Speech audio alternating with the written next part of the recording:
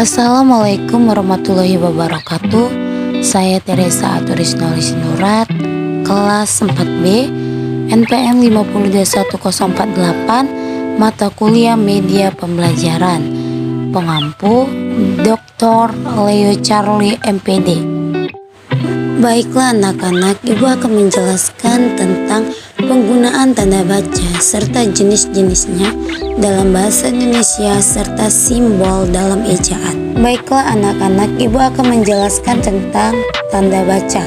Tanda baca adalah simbol yang tidak berhubungan dengan fenom atau kata dan frase pada suatu bahasa, melainkan berperan untuk menunjukkan struktur dan organisasi suatu tulisan dan juga intonasi serta jeda yang dapat di sewaktu pembacaan. Selanjutnya simbol. Simbol adalah lambang. Sementara lebih lanjut di KBBI, lambang mempunyai makna suatu tanda yang menyatakan atau mengandung maksud tertentu berdasarkan apa arti dalam kamus tersebut.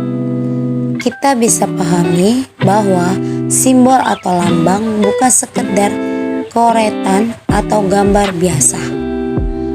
Selanjutnya ejaan. Kaidah cara mengembarkan bunyi-bunyi atau kata, kalimat, dan sebagainya dalam tulisan atau huruf-huruf serta penggunaan tanda baca. Jenis-jenis tanda baca yaitu 1. Tanda titik, 2. Tanda tanya, 3. Tanda seru, 4. Tanda koma, 5. Tanda titik koma, 6. Tanda titik 2, 7. Tanda pisah, 8. Tanda petik, 9.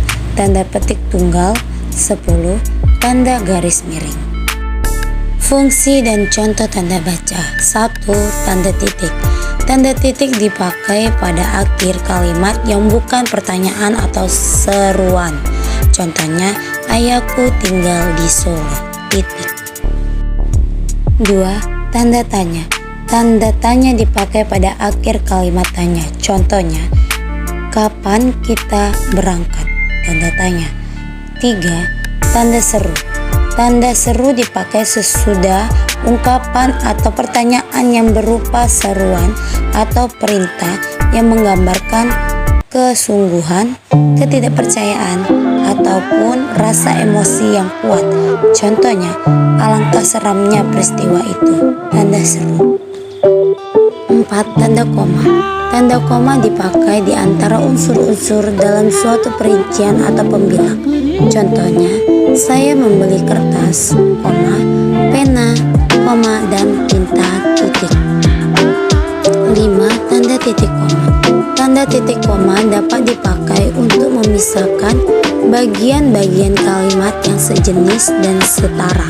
Contohnya, malam makin larut, titik koma, pekerjaan belum selesai, titik.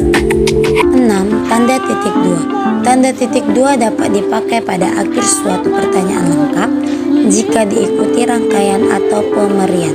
Contohnya, kita sekarang memerlukan perobatan rumah tangga, titik 2, kursi, koma, meja, koma, dan lemari. 7. Tanda pisah. Tanda pisah membatasi penyisipan kata atau kalimat yang memberi penjelasan di luar bangunan kalimat. Contohnya, kemerdekaan bangsa itu, tanda pisah, yakin akan tercapai, tanda pisah, diperjuangkan oleh bangsa itu sendiri, titik. 8. Tanda petik. Tanda petik mengapit petikan langsung yang berasal dari pembicaraan dan naskah atau bahan tertulis lainnya. Contohnya, tanda petik saya belum siap, koma, tanda petik kata Mira, koma, tanda petik tunggu sebentar, tanda seru, tanda petik, titik. 9. Tanda petik tunggal. Tanda petik tunggal mengapit petikan yang tersusun di dalam petikan lain. Contohnya, tanya Beseri, koma, tanda petik, kau dengar bunyi, tanda petik bawah, kering, kering, kering, tanda petik tadi dan tanda tanya. 10. Tanda garis miring.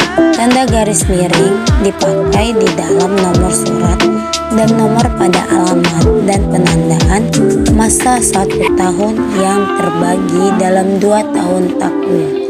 Contoh, nomor titik 7 garis miring PK garis miring tahun 1973 Jalan Kramat 3 garis miring 10 tahun anggaran 1985 garis miring 1986.